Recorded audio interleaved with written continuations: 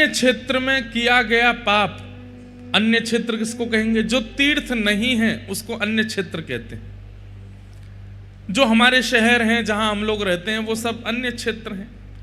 वहां किए गए पाप और अन्य क्षेत्र में कई बार हमारे शहर भी तीर्थ होते हैं। अब जैसे जयपुर है, जयपुर तो तीर्थ ही है, वहां साक्षात गोविंद देव जी, गोपीनाथ जी, मदन मोहन जी, राधा विनोदी लाल जी सब बैठे हैं। जयपुर को आप कैसे एक शहर कह सकते हो? वो तो तीर्थ ही है, गुप्त वृंदावन है। गली गली में, हर दूसरी गली में ठाकुर जी विराजमान है जयपुर में। तो जयपुर को आप तीर्थ कैसे नहीं मानोगे? वो तो तीर्थ ही है। तो अन्य क्षेत्र में क्या लिया जाए? अन्य क्षेत्र माने अपना घर। अपने घर में, अपने व्यापार में हम लोगों से जो भी पाप हो जाता है, अपने व्यवहार में हम लोगों से जो भी पाप हो जाता है, पुण्य क्षेत्र में आकर के वो पाप नष्ट हो जाता है। हम लोग जैसे भुवनेश्वर से पुरी के लिए आते हैं और पुरी में प्रविष्ट होते हैं, जितना समय फिर पुरी में विराजमान रहते हैं, जितना समय जब हम तीर्थ में रहते हैं, समय के अकॉर्डिंग हमारे पूर्व के पाप नष्ट होते जाते हैं। इसलिए ज्यादा से ज्यादा समय रहना चाहिए तीर्थों में।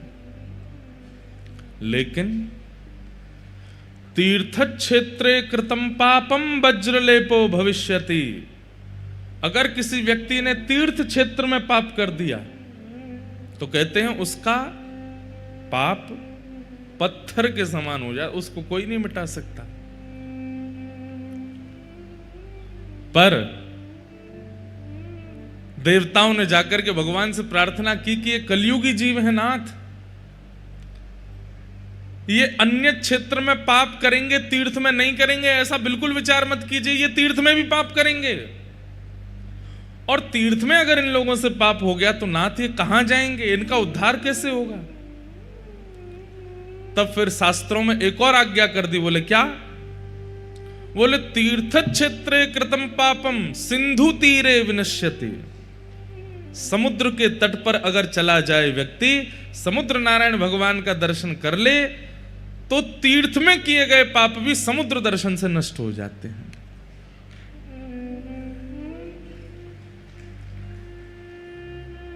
देवताओं के मन में आया, कलिकाल में सबसे ज्यादा पाप समुद्र के तट पे ही होंगे।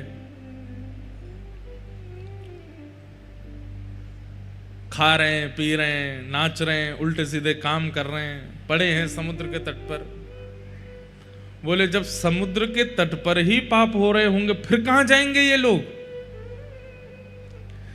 तो कहते हैं अन्य क्षेत्र के पाप तीर्थ क्षेत्र में नष्ट होते हैं, तीर्थ क्षेत्र में किए गए पाप सिंधु के दर्शन, सिंधु तीर पर नष्ट हो जाते हैं। समुद्र तट पर जितने भी तीर्थ हैं वहां जाने से तीर्थ क्षेत्र के पाप नष्ट हो जाते हैं। लेकिन सिंधु तीर पर भी किया गया पाप, उसका क्या करें? बोले वो तो फिर सिंधु स्नाने विनश्यति, समुद्र में स्नान करने से नाश हो जाता है। आपने तट पर कोई पाप कर दिया तो आप प्रविष्ट हो जाइए, एक डुबकी लगाया और समुद्र में, तो फिर समुद्र में स्नान से तट पे किया गया पाप भी नष्ट हो जाता। आप सोच रहे हैं गंगा, यमुना, कावेरी, नर्मदा और जितनी भी पुण्य नदियां हैं, सबका जल है समुद्र में। एक बूंद भी मुख पर जाने से, वैसे तो आपका रोम रोम जो है वो पुलकित हो जाएगा, जरा आचमन करके देख लो समुद्र देवता का। एक हमारे भैया हैं, उनको पता ही नहीं था कि समुद्र खारा होता है। ऐसे ऐसे बड़े विशिष्ट महापुरुष हमारे साथ हैं जिन्हें बहुत कुछ नहीं पता, मिलते रहते हैं। उनको यही नहीं पता था कि समुद्र खारा होता है। तो मेरे साथ स्नान करने गए, पहली बार समुद्र देखा। हमने कही भैया समुद्र में स्नान करने से पूर्व कम से कम अंजलि भर करके आचमन करना चाहिए। नदी में तो केवल एक हाथ से करना चाहिए, पर ये तो समुद्र है, यहां तो पूरा अंजलि भर के जितना जल आ जाए बिल्कुल ऐसी कस के करना, एक बूंद भी नहीं गिरो, पूरा पी जाना। उन्होंने अंजलि भरी महाराज ऐसे, और जैसे ही पान किया ऐसा लगा मानो 440 का किसी ने करंट लगाया हो। पूरे ऊपर से नीचे तक हिल गए, बाल बाल सब खड़े हो गए उनके। अरे ये तो बड़ा खारा है, राम राम राम। मैंने कि खारा नहीं है, समुद्र का जल खारा उसी को लगता है जिसके भीतर पाप विराजमान होंगे। मैंने कि रोज पी पी करके चेक किया करो कि पाप कम हुए कि नहीं। सुख है। पर यह बात नोट करने की है, अन्य क्षेत्र के पाप पुण्य क्षेत्र में नष्ट होते हैं, पुण्य क्षेत्र के पाप सिंधु तीर पर नष्ट होते हैं, सिंधु तीर में किए गए पाप समुद्र स्नान से नष्ट हो जाते हैं। लेकिन भले चलाए लोग अब समुद्र में भी पाप करते हैं। कई बड़े बड़े शहर और बड़े बड़े उद्यमी लोग दुनिया के वो नाव करके जाते हैं, उस समुद्र के भीतर भी पाप करते हैं जाके। तो उनका क्या होगा? जो समुद्र में स्नान करते करते पाप कर रहे हैं उनका क्या होगा? ठाकुर जी बोले हमने ठेका नहीं ले रखा सारे पापों को नष्ट करने का, फिर तो उसी में डूब के ही मर जाओ, फिर नहीं कोई उपचार है बचने का। समुद्र में नहाते नहाते भी पाप कर रहे हो तो फिर भैया वहीं मर जाओ डूब के। लोग बाग बताइए, इतने पवित्र इतने पावन हमें पूर्ण रूप से पवित्र करने वाले समुद्र नारायण भगवान के भीतर भी नहीं बचते, उनके अंदर जाकर के भी पाप करते हैं। और कहां तक कहें, परम पावन श्री महोदधि महाराज समुद्र नारायण भगवान के भीतर रहने वाले जीव जंतुओं को पकड़ पकड़ करके मार के खा जाते हैं। एक तो इतना खतरनाक जीव होता है, उसके 2 हाथ इतने नुकीले होते हैं कि वो पकड़ ले तो महाराज छोड़े नहीं, उसको भी खा जाते हैं लोग। मानव कितना भयंकर हो गया है भैया। आपको पता है आजकल भूत प्रेत नहीं है दुनिया में। क्यों? क्योंकि मानव ही भूत बन गए हैं। भूतों को भी हमसे डर लगता, भाग जाते हैं, बोले कि भाई हमसे ज्यादा खतरनाक तो ये हैं, हम तो फिर भी इंसानों को परेशान करते हैं, ये तो जानवरों को भी नहीं छोड़ते। और जानवरों में भी ऐसे खोज खोज के जानवर लेके आते हैं, इनको भी खा के देखो, इनको भी पा के देखो कैसे लगेंगे। अब तो नवरात्रि है, बेचारे जानवर साल भर इसी की प्रतीक्षा करते होंगे कब नवरात्रि आए, हमारी जान बचेगी। पर कितने दिन बचेंगे? 9 दिन बाद तो जो आनंद मना रहे हैं, आज से नवरात्रि में उत्सव होता है, कई जानवर नाचते हैं, अब 9 दिन तो नहीं मरेंगे, लेकिन 10वें दिन खोज लिए जाएंगे। पहले तो फिर भी थोड़ा बहुत ही तड़का लगना था, 10वें दिन तो 9 दिन के प्यासे भूखे हैं ना, डबल बटर डालेंगे और ये झोंक के मिर्च डाल के उनको तड़पा करके फिर खाएंगे। कितना खतरनाक है मानव। तो हम तो यहां बताते चले जाएंगे, शास्त्रों में सब बातें हैं कि कहां किस कार्य को करने से पाप नष्ट होता है, पर हम तो उस स्थान को भी नहीं छोड़ते। अब बताइए, जो समुद्र में भीतर जाकर के भी पाप कर रहा है, भगवान स्वयं पूछ रहे हैं, अब बताओ इसका मैं क्या करूं? ये समुद्र के भीतर भी नहीं छोड़ रहे हैं, इनके लिए मैं क्या उपाय बनाऊं? बोले इनको तो एक ही उपाय है, ये जब तक समुद्र में डूब के नहीं मरेंगे तब तक इनका पाप क्षीण नहीं होगा।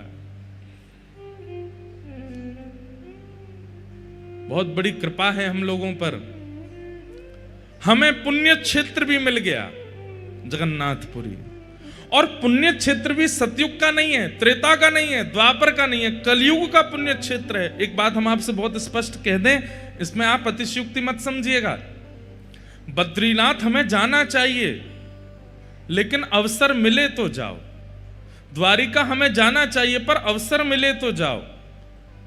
रामेश्वरम जाना चाहिए, अवसर मिले तो जाओ, पर जगन्नाथपुरी के लिए अवसर नहीं, यहां तो आना आपका कर्तव्य है, क्योंकि आप कलयुग के हैं और यह कलयुग का तीर्थ है।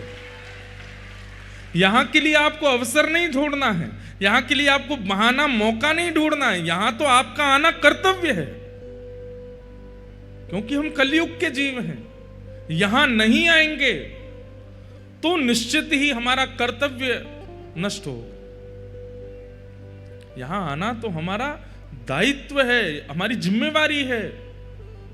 उपयोगी जैसे कहते हैं, अन्न पाना जल पीना उपयोग है, उपयोगी है, श्वास लेना उपयोगी है, ऐसे यहां आना ये हमारे लिए बहुत आवश्यक है। आना ही पड़ेगा।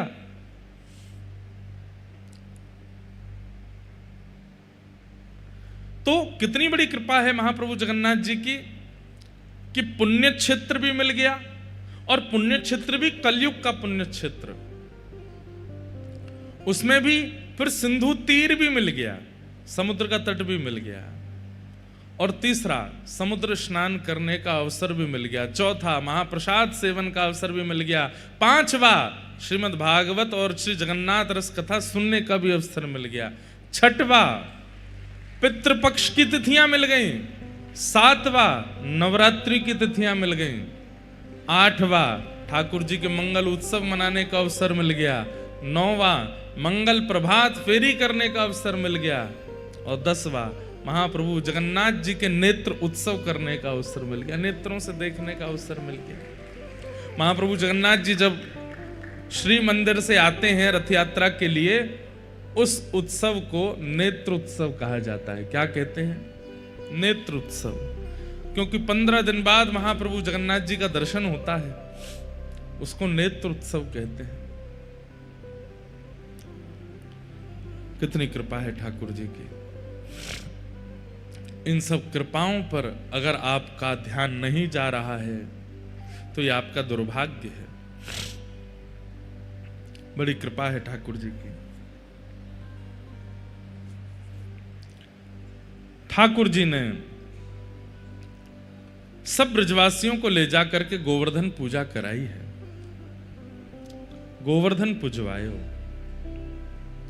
श्री गिरिराज जी की शरण में जाकर के सब ब्रजवासियों ने 56 भोग लगाए। 56 भोग लगावे के बाद में श्री गिरिराज बाबा के चरणन में प्रणाम कियो।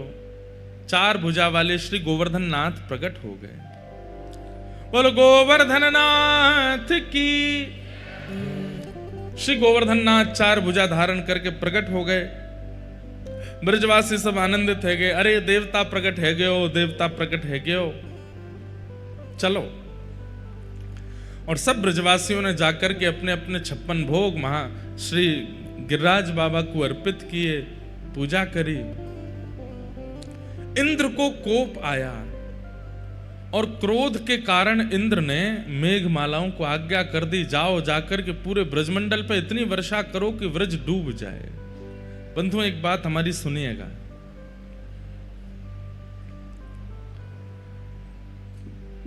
देवों को पूजिए, देवियों को भी पूजिए, पर चित्त में स्थान भगवान को दीजिए। क्यों?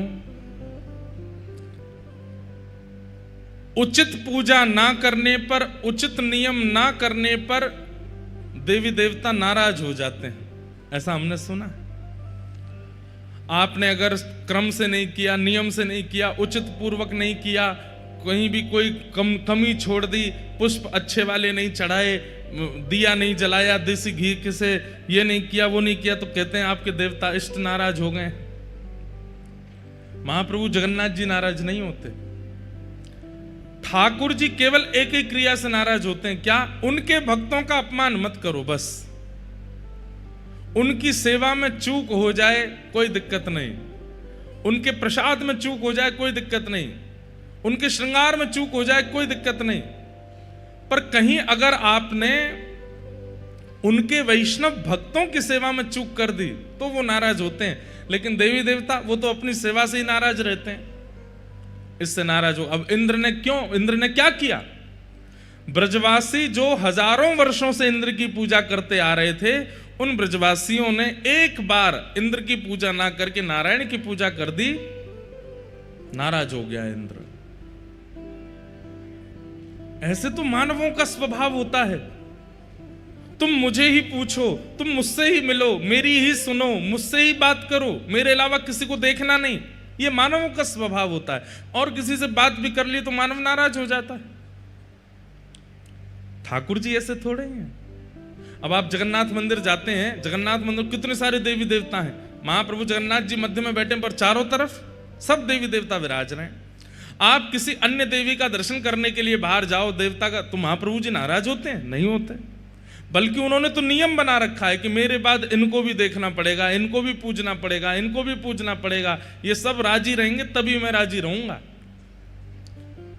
ये सर्वव्यापकता और समरसता का स्वभाव जिनमें है वो भगवान है। जो केवल मुझे पूजो, मेरे अलावा किसी को मत पूजना, ये भाव जिन देवी देवताओं में है, ऐसों को पूजना नहीं चाहिए। प्रणाम सबको करो, दंडवत सबको करो, आरती सबकी करो, पर हृदय में स्थान केवल महाप्रभु जगन्नाथ जी को प्रदान करो। साक्षात नारायण वही जगन्नाथ हैं, वही श्री कृष्ण हैं, वही श्री राम हैं। उनके अलावा जो भी हैं उन्हें प्रणाम करो, वंदन करो, पर हृदय में स्थान तो परमात्मा को प्रदान करो।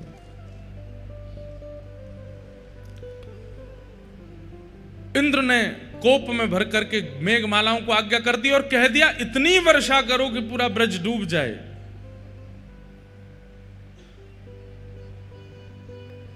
गड़गड़ करके मेघमालाओं ने आकर के आक्रमण कर दिया। ठाकुर जी बोले, अरे इंद्र इतना अभिमानी, तेरी हजारों वर्ष से पूजा चली आ रही और एक बार नहीं हुई तो तू इतना क्रोधित हो गया कि इन ब्रजवासियों को जीवित नहीं छोड़ेगा।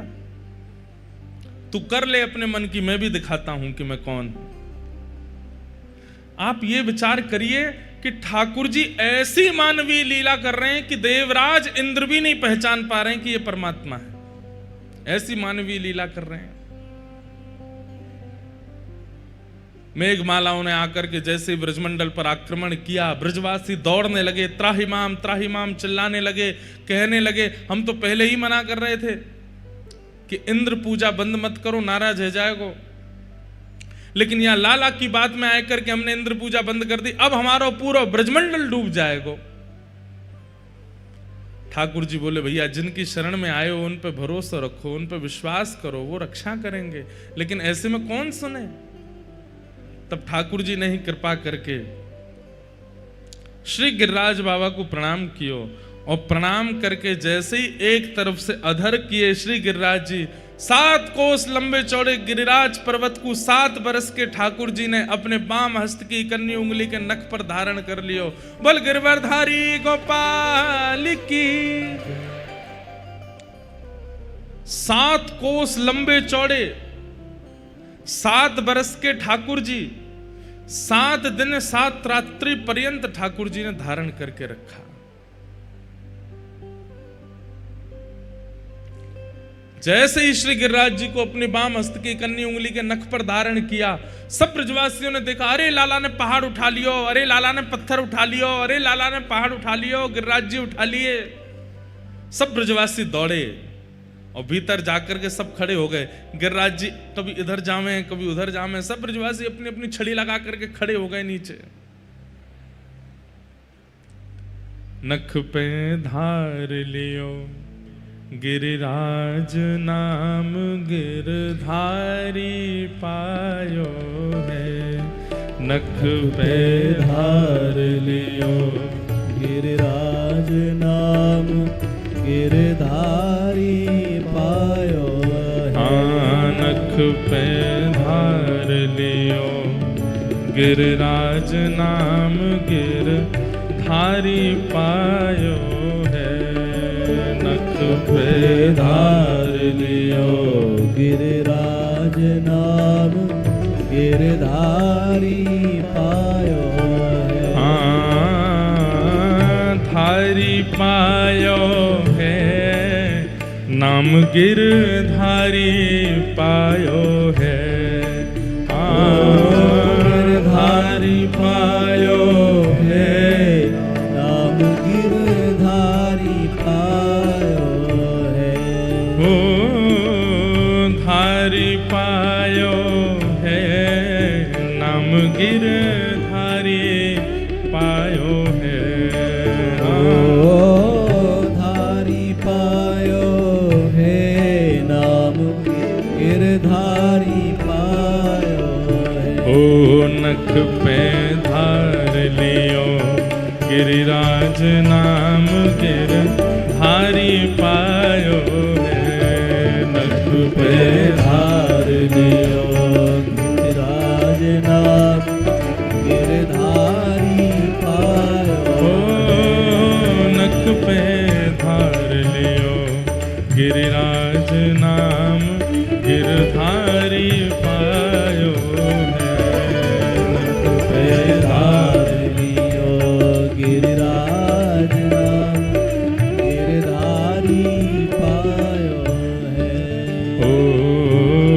सुरपति पूजा मेट कृष्ण गिरिराज पुजायो है। सुरपति पूजा मेट कृष्ण गिरिराज पुजायो है। हाँ, सुरपति पूजा मेट कृष्ण गिरिराज पुजायो है। सुरपति पूजा मेट कृष्ण गिरिराज पुजायो है। ओ 1.25 लाख मन सामग्री को भोग लगायो है। 1.25 लाख मन सामग्री को भोग लगायो है। अरे हाँ, 1.25 लाख मन सामग्री को भोग लगायो है। 1.25 लाख मन सामग्री को भोग लगायो है। हमारे महाप्रभु जगन्नाथ जी ही गिरिराज जी हैं एक प्रकार से। इतनो भोग 6-7 हजार किलो चावल का तो रोज भोग लगता है, महाप्रसाद पाते हैं। कितना? अच्छा, एक ने मुझसे पूछा, बोले महाप्रभु जी ठाकुर महाराज जी एक बात बताओ। बोले क्या? ठाकुर जी इतना भोग क्यों लगाते हैं, क्या आवश्यकता है उनको? अरे भैया, पूरा ब्रह्मांड ठाकुर जी के उदर में है। समुद्र की मछली से लेकर के आकाश के पक्षी तक, हम मानव तो बीच के हैं, सब ठाकुर जी के उदर में है। जब ठाकुर जी भोग लगाते हैं तो सब तृप्त हो जाते हैं, सबको प्रसाद मिलता है, सबके जीवन में अन्न आता है। ये हमारे पास जो आज खाने की सामग्री आ रही है, पक्षियों को जो मिल रहा है, यहाँ पर जल के सब जीवों को जो प्राप्त हो रहा है, ये सब महाप्रभु जी की कृपा से हो रहा है। उनके उदर में सब विद्यमान है। जब उनका भोग लगता है तभी सबको प्राप्त होता है। इसलिए ये 6-7 हजार किलो चावल भी कम है। यहाँ देखो कितना भोग लगाया ठाकुर जी ने। श्री गिरिराज जी की प्रथम पूजा में 1.25 लाख मन सामग्री को भोग लगायो है। क्या कह रहे हैं? हमारे ब्रज में पद आते हैं। अब वो पद अगर मैं गाऊं तो बहुत लंबे पद हो जाएंगे, पर एक बार हमने सोचा है कि एक बार केवल 7 दिन गिरिराज लीला सुनाएंगे। और उस गिरिराज लीला में एक एक बात, उसमें एक भाव आता है, कितनी सामग्री लेकर के गए हैं ब्रजवासी? बोले इतनी सामग्री लेकर के गए कि नीचे से लेकर के श्री गिरिराज जी की शिखर तक सामने जब सामग्री रखी गई तो उतने ही ऊंची सामग्री हो गई जितने ऊंचे श्री गिरिराज जी हैं। मतलब 2 पहाड़ हैं, एक तो श्री गिरिराज जी और दूसरी सामग्री का पहाड़ है। हमारे ब्रज में आज भी नियम है, आप लोग अन्नकूट का दर्शन करने जाओगे, राधा वल्लभ जी में अन्नकूट का दर्शन करो, गिरिराज जी में अन्नकूट का दर्शन करोगे, तो आप क्या देखेंगे? सामने चावल का पहाड़ बनाया जाता है और वो इतना ऊंचा होता है कि राधा वल्लभ जी नहीं दिखते, वो पहाड़ ही दिखता है। राधा वल्लभ जी को देखने के लिए या तो उस कोने जाना पड़ता है या तब दिखते हैं वो। क्यों? पहाड़ से ही ढक देते हैं ठाकुर जी को, चावल के पहाड़ से। उसके पीछे भाव क्या है? बोले कि जब लाला ने प्रथम गिरिराज पूजा करी तो इतनी ही सामग्री धरी कि गिरिराज जी ढक गए, वहां में छुप गए।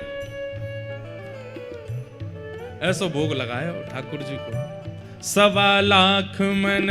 और एक और बात, आज जितने ऊंचे लंबे चौड़े गिरिराज जी हैं, ठाकुर जी के काल में इतने नहीं थे, इससे भी विशाल थे। वो तो तिल भर रोज पृथ्वी में जा रहे हैं, तब नेक्से से दिखाई दे रहे हैं हमको।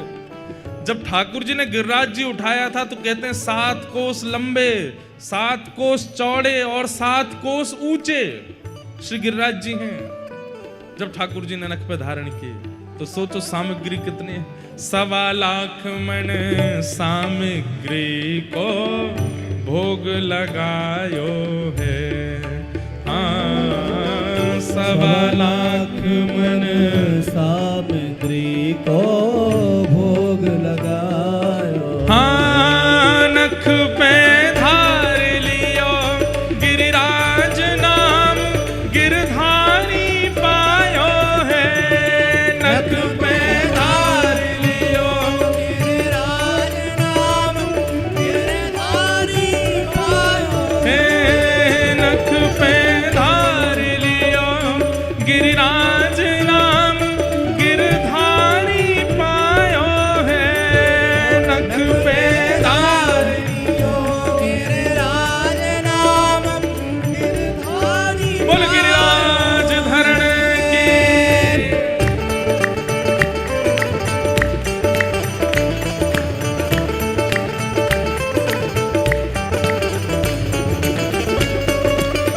श्री गोवर्धन नाथ की।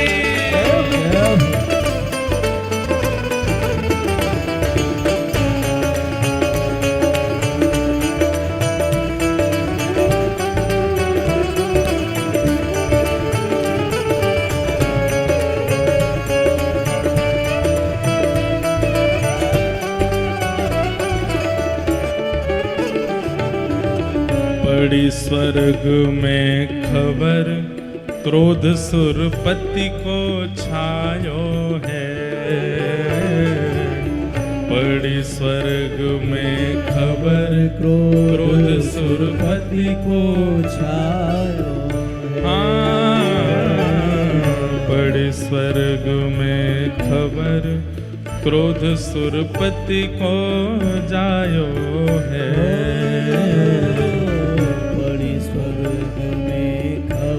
क्रोध सुरपति को छायो है। मूसलधार अपार बहुत पानी बरसायो है। मूसलधार अपार बहुत पानी बरसायो है। अरे हाँ मूसलधार अपार बहुत पानी बरसायो है। मूसलधार अपार बहुत पानी बरसायो है। नख पे धार लियो गिरिराज गिरधारी पायो है। नख पे धार लियो गिरधारी पायो है। नाम गिरधारी पायो है। गिरधारी पायो है। नाम गिरधारी पायो।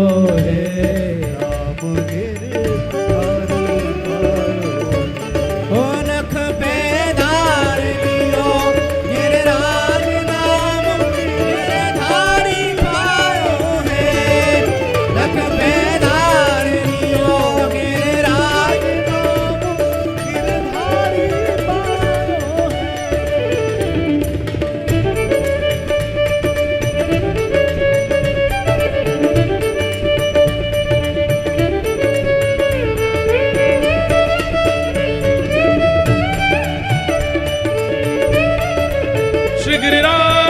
धरने की।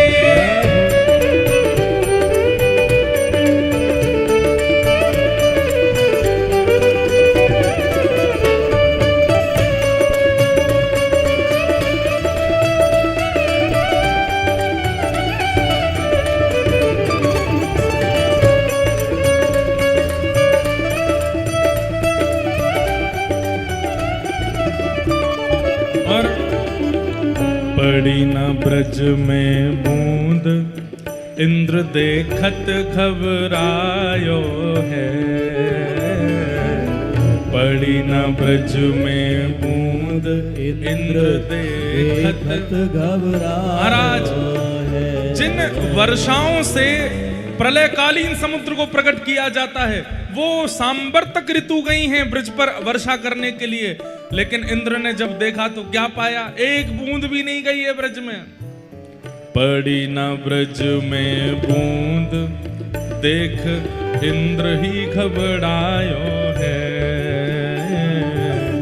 पड़ी न ब्रज में बूंद इंद्र देखत घबरायो है। क्यों? ब्रजवासी सब कहें कृष्ण गिरिराज उठायो है। हाँ ब्रजवासी सब कहें कृष्ण गिरिराज उठायो है। अरे हाँ ब्रजवासी सब कहें कृष्ण गिरिराज उठायो है। ब्रजवासी सब कहें कृष्ण गिरिराज उठायो। नख पे ओ नख पे ओ नख पे धार लियो गिरिराज ना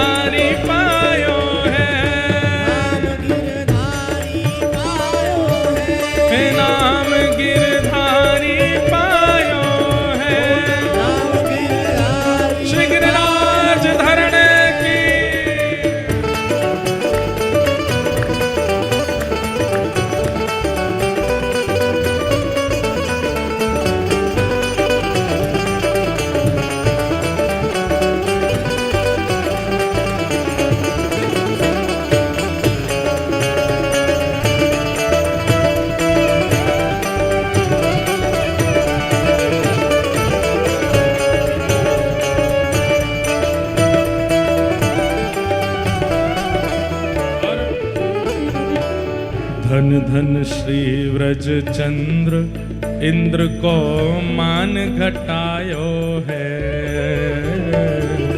धन धन श्री व्रज चंद्र इंद्र को मान घटायो। ओ भैया सब हमारी एक बात सुनो। लोग बाग यूं कह में कई बार महाराज जी आपका नाम इंद्रेश है इसीलिए इतनी वर्षा होती है। इंद्रेश को मतलब इंद्र देवता ना होवे तो इंद्र के जो ईश हैं उनको इंद्रेश कहते हैं। मतलब जो नख पे गिरिराज जी धारण करके इंद्र को मान घटा में उनको नाम इंद्रेश है। हमको इंद्र देवता थोड़े ही है। हम तो जो हमारे सेवा के ठाकुर जी हैं वो तो नहीं है पर उनकी कृपा है। यही मारे हमारी सेवा में श्री गिरिराज जी हैं, श्री गिरधर लाल जी हैं, क्योंकि जन्मते नाम ही धर दियो इंद्रेश। मतलब श्री गोवर्धन नाथ ही इंद्रेश हैं। धन धन श्री व्रज चंद्र इंद्र को मान घटायो है। धन धन श्री व्रज चंद्र इंद्र को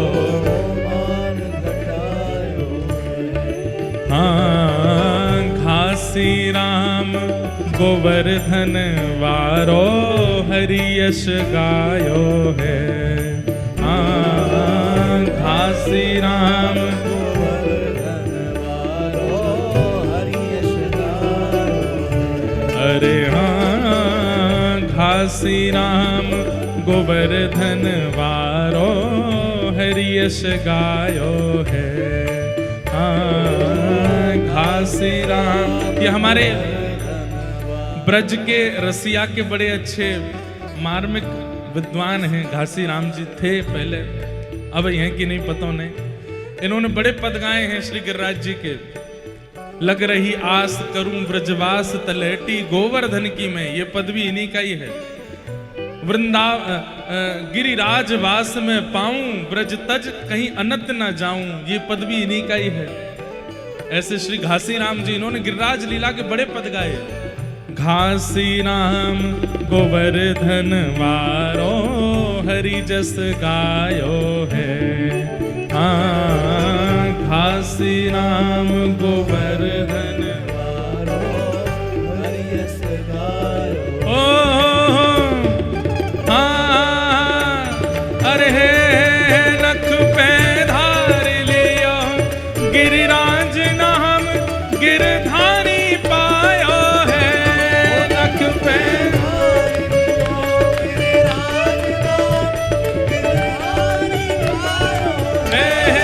नख पे धार लियो गिरिराज नाम गिरधारी पायो है।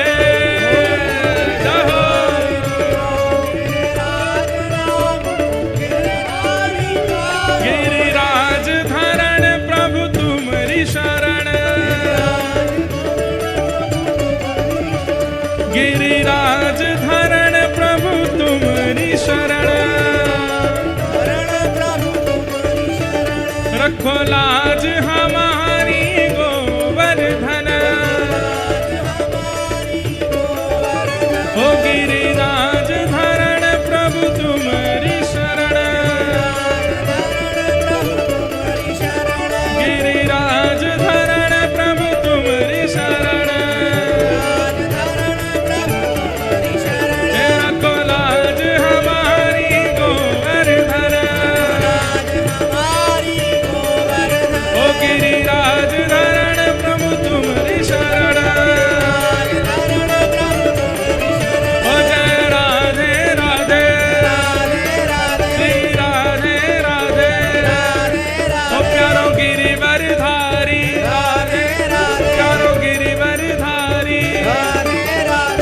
कृष्ण मुरारी श्री कृष्ण मुरारी बरसाने वारी श्री राधे राधे भजो राधे राधे श्री राधे राधे भजो राधे राधे श्री राधे राधे भजो राधे राधे।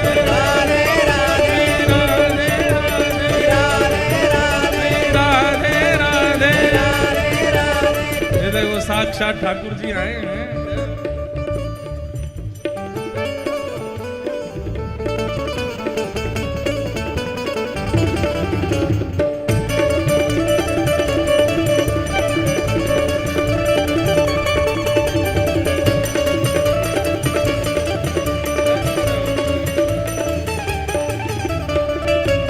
हो गिरिराज धरण प्रभु तुम्हारी शरण, गिरिराज धरण प्रभु तुम्हारी शरण। जय राधे राधे श्री राधे राधे, जय राधे राधे श्री राधे राधे, जय राधे राधे श्री राधे राधे, जय राधे राधे श्री राधे राधे, जय जय श्री राम, जय जय श्री राम, जय जय श्री राधे।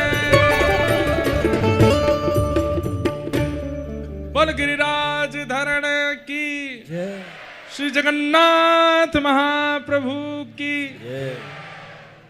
ये देखो जगन्नाथ जी आए खुद चल के। कहाँ से आए महाराज? हैं? यूं कह रहे हैं पुरी से। तो पुरी में तो जगन्नाथ जी हैं, वही हो क्या आप? अच्छा। यूं कह रहे हैं मैं कान्हा हूं। जय हो। आपकी जय हो। कहाँ विराजोगे? यहीं विराजोगे? विराज जा, आ जाओ। नेक देर बैठ लो यहीं पे, ठीक है? ऐसे विराजे नहीं। जय हो। तो नख पे धार लियो गिरिराज नाम, गिरधारी पायो है। तुम में जान तो है ना, कहां से उठा लिए इतने बड़े गिरिराज जी? ताकत है? फिर तो उठाए लोगे? वाह। कछु माखन को बल बढ़ो, कछु गोपन करी सहाय, श्री राधे जू की कृपा सो मैंने गिरिवर लियो उठा। कछु माखन को बल बढ़ो, कछु गोपन करी सहाय, श्री राधे जू की कृपा सो मैंने गिरिवर लियो। बंधुओं, ये गिरिराज लीला ठाकुर जी को बहुत प्रिय है। क्यों? गीत गोविंद में यही पंक्ति गा रहे थे जयदेव महाप्रभु जब जगन्नाथ जी मचल गए और मचल करके कहने लगे जय जय देव हरे, जय जगदीश हरे नहीं, जय जय देव हरे। पहले इस अष्टपदी में जय जगदीश हरे गाने वाले थे। शित कमला कुछ मंडल धृत कुंडल ए, कलित ललित वनमाल जय जगदीश हरे। जयदेव महाप्रभु तो ऐसा गाना चाहते हैं, लेकिन ये जय जगदीश हरे जयदेव महाप्रभु को गाने नहीं दिया। जैसे ही ये पंक्ति गाई जयदेव महाप्रभु ने, कौन सी पंक्ति?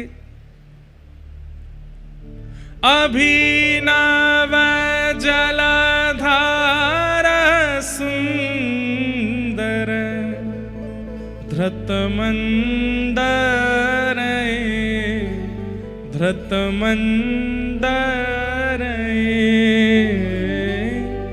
श्रीमुख चंद्र चकोर, जय जय देव। जयदेव महाप्रभु अभी तक गीत गोविंद की इस अष्टपदी को गा रहे थे, लेकिन जैसे ही ये वाली पंक्ति आई, अभिनव जलधर सुंदर धृत मंदर श्री मुख चंद्र चकोर, इतने में जगन्नाथ महाप्रभु बोले रुको रुको रुको रुको रुको, ये मेरी अंतरंग लीला है, ये मेरी गुप्त लीला है, तुमको कैसे पता? जयदेव महाप्रभु कह रहे हैं, बोले नाथ,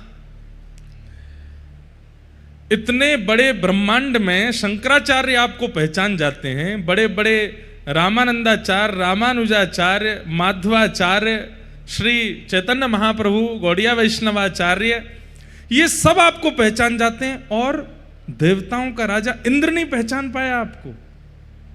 ये हो नहीं सकता। इंद्र आपको नहीं पहचान पाया, ये बात हो ही नहीं सकती। अरे इंद्र की पदवी कोई सामान्य थोड़ी है। जयदेव महाप्रभु कहते हैं, ऊपर पाम कर लो, लटक का रहे हो, न्यो कर लो, वाह बहुत बढ़िया। अच्छा, घुंघरू उंगरू पहन के आए, आला फाला सब लगाए के आए हैं महाराज। जगन्नाथ जी ही आए, और कोई रूप में देखियो मत इनको। ये जैसे गिरिराज लीला सुनकर के साक्षात जयदेव महाप्रभु के सामने बोल पड़े, ऐसी गिरिराज लीला सुन के चले आए हैं। गिरिराज लीला बहुत प्रिय है ठाकुर जी को। तो जयदेव महाप्रभु से ठाकुर जी, जयदेव महाप्रभु बोले आपको शंकराचार्य पहचान जाते हैं, आपको जयदेव जैसा सामान्य भक्त पहचान जाता है, आपको इंद्रद्युम्न राजा पहचान जाता है, आपको सब देवी देवता पहचान जाते हैं, लेकिन देवी देवताओं का राजा, स्वर्ग का राजा, एक विशेष लोक का राजा इंद्र नहीं पहचान पाया आपको। मुझे यह बात हजम नहीं होती। ठाकुर जी बोले हम इतने ज्यादा करेक्टर में चले गए थे कि इंद्र पहचान ही नहीं पाया।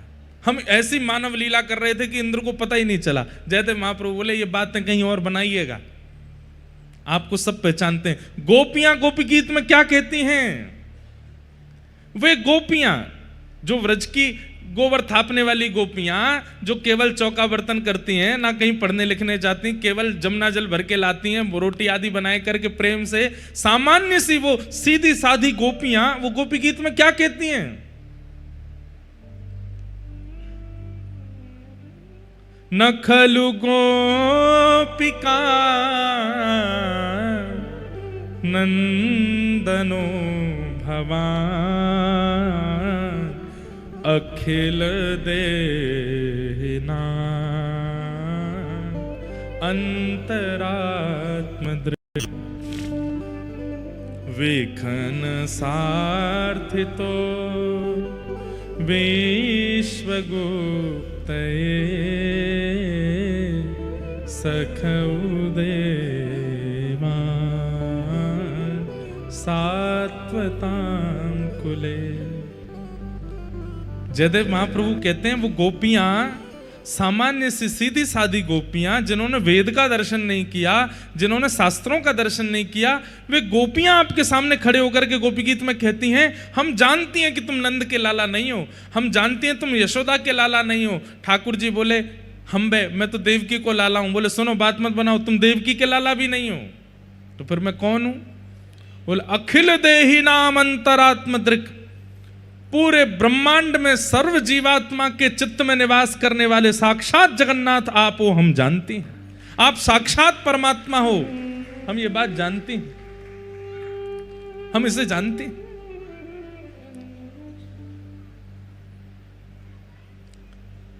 गोपियां कह रही हैं कि वे जानती हैं कि आप परमात्मा हो, और इंद्र स्वर्ग लोक का राजा, वो आपको नहीं पहचान पाया। जगन्नाथ भगवान शांत हो गए, बोले तुम क्या कहना चाहते हो? बोले ये सब लीला, इंद्र का मान बढ़ना, वर्षा करना, गिरिराज जी उठाना, ब्रजवासियों की रक्षा करना, और सब ब्रजवासियों गिरिराज जी पुजवाना, ये सब तो सबको बताने वाली बात, अंदर की बात तो मुझे पता है ना, ये लीला क्यों हुई है। जगन्नाथ जी बोले अगर तुमने बता दिया तो मैं मान जाऊंगा जयदेव, क्या बात है। तब जयदेव महाप्रभु कहते हैं अभिनव जलधर सुंदर द्रत मंदर श्रीमुख चंद्र चकोर। बोले आपने गिरिराज धारण किया, क्यों? क्योंकि बहुत दिन हो गए थे, आप कभी सरोवर पर लीला करने जाते हैं, कभी वंशीनाद करते हैं, कभी रास विहार करते हैं, पर किसी भी लीला में ऐसा नहीं हुआ कि आपको एक टक किशोरी जी देखने को मिली हों। अभी तक व्रजलीला इतने वर्ष हो चुके थे, कभी किशोरी जी कहीं चली जाती हैं, कभी कहीं चली जाती हैं, और कभी सामने आती भी हैं तो साथ में इतने सखा होते हैं कि आप उनको देख ही नहीं पाते हो। अभी तक ऐसा कोई अवसर नहीं मिला था जिसमें आप एक टक किशोरी जी को देख सको। तब आपने योजना बनाई, बोले ऐसी क्या योजना बनाऊं कोई रुकावट ना आवे, कोई बाधा ना आवे, कोई पर्दा ना आवे, कोई सामने ना आवे, और एक टक मेरे नेत्र श्री किशोरी जी के रूप सुधा का पान करते रहें।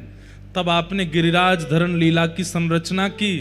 ब्रजवासियों की इंद्र पूजा मिटा करके उनको गिरिराज जी लेके गए और वहां जाकर के गिरिराज पूजन करवा के इंद्र के मान को बढ़ाया, और मान होते ही इंद्र ने वर्षा की। वर्षा करते ही आपने गिरिराज जी अपने नख पर धारण कर लिए। सब ब्रजवासी जब आपके आसपास आकर के घेर करके खड़े हो गए, उन्हीं सब ब्रजवासियों के बीच में श्री किशोरी जी आपके बिल्कुल सामने आकर के खड़ी हो गई। और जैसे सामने आकर के किशोरी जी खड़ी हुई, आपने मन में विचार किया, ये बढ़िया समय, जब तक वर्षा होती रहेगी ये ब्रजवासी कहीं जाएंगे ना, किशोरी जी मेरे सामने ही रहेंगे और मैं इनको देखता रहूंगा। वास्तव में तो किशोरी जी की रूप सुधा का पान करने के लिए आपने गिरिराज लीला की है। ठाकुर जी के, जगन्नाथ जी के नेत्र सजल तो हो गए, पर फिर भी बोले, अच्छा तो एक बात बताओ, मेरो मन 7 दिना में ही भर गो। किशोरी जी के रूप सुधा को पान करते करते 7 दिन में ही मन भर गया क्या? हे जयदेव, ये लीला 7 ही दिन की क्यों हुई? तब जयदेव महाप्रभु बोले, क्योंकि इंद्र के पास जलाशय खत्म हो गया था, अब बादल बचे नहीं थे, पानी बचा नहीं था, इसीलिए 7 ही दिन। बोले 7 दिन में इंद्र ने खूब वर्षा की, और 7 दिन बाद इंद्र ने ही आपको इंटरनल मैसेज किया, गुप्त रूप से बताया, बोले जय जय पानी खत्म है गयो है, अब क्या करूं? तब अंत में हार करके इंद्र को वर्षा बंद करनी पड़ी, नहीं तो आपकी इच्छा अगर चलती तो 7 युगों तक वर्षा चलती रहती और आप किशोरी जी की रूप सुधा का पान करते रहते। महाप्रभु जगन्नाथ जी बोले, सुनो, इस पूरी अष्टपदी में से जय जगदीश हरे हटाओ। बोले तो क्या होगा? बोले जय जय देव हरे। हे जयदेव, मेरी इस अंतरंग लीला का रहस्य जानने वाले तुम हो, इसलिए मैं इस पूरी अष्टपदी में जय जय देव हरे। महाप्रभु जगन्नाथ जी प्रसन्न हो गए। रो तो ना रहे आप? कहीं अपनी लीला सुन के रो गए हों? अभिनव जलधर सुंदर धृत मंदर, श्रीमुख चंद्र चकोर, जय जय देव हरे। किशोरी जी की रूप सुधा का पान कर रहे हैं श्री ठाकुर जी। ऐसे श्री गिरिराज धरण को हम बारंबार प्रणाम करते हैं। चलो जाओ, मैया पास बैठ जाओ, हैं? प्रेम से पहियो माखन बुलाते रहियो जगन्नाथपुरी। वाह, 2 चारण पे बंसी मार जाओ, ये मंच पे बैठे कहाँ हैं? मार दो बंसी, ये पंडित जी 2 चारण के सिर पे मार जाओ। हम ऐसे मारे करें? पूतना वाले हाथ दिखाए दो एक बार। जय हो।